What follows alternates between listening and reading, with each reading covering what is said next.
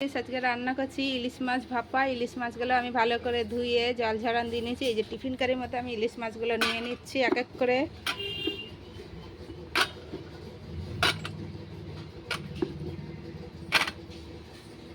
এর মধ্যে আমি দিয়ে দিচ্ছি জিরে বাটা, দিয়ে দিলাম 2-4টে কালো সর্ষে বাটা, আর দিয়ে দেবো আদা বাটা, আর এর মধ্যে দিয়ে দিচ্ছি কাঁচা লঙ্কা বাটা। যারা লঙ্কা কম খাও, মানে ঝাল কম খাও, তারা লঙ্কা পরিমাণ কম দেবে, আর যারা বেশি খাও তারা বেশি করে দেবে।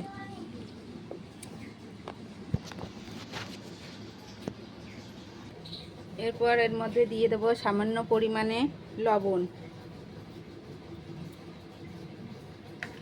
আর দিয়ে দেবো হলুদ, আর দেবো তেল, সরিষার তেল। দেখো বন্ধুরা, তেলের পরিমাণ বেশি দিতে হবে। দিয়ে এই যে ভালো করে আমি মাছগুলোকে মাখিয়ে নিলাম।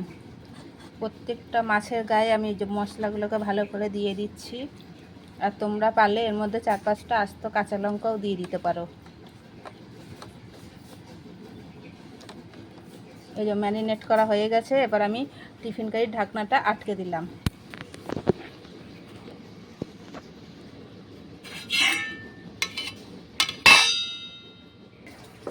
দেখো বন্ধুরা, এবার আমি গ্যাস অন করে কড়াইটার মধ্যে জল দিয়ে দিয়েছি। এই জলের মধ্যে আমি টিফিন কারিটা বসিয়ে দেবো।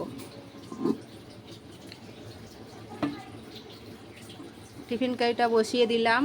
টিফিন কারিটা যাতে উল্টে না যায় বা পড়ে না যায়, তাই আমি এর উপর এই নড়াটা চাপা দিয়ে দিলাম। এই যে দেখো বন্ধুরা, একভাবে এবার বসে থাকবে।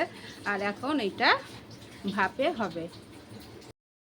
এই দেখো গাইস, রেডি ইলিশ মাছের পাতুরি। এবার এটা গরম ভাতের সাথে সার্ভ করতে হবে।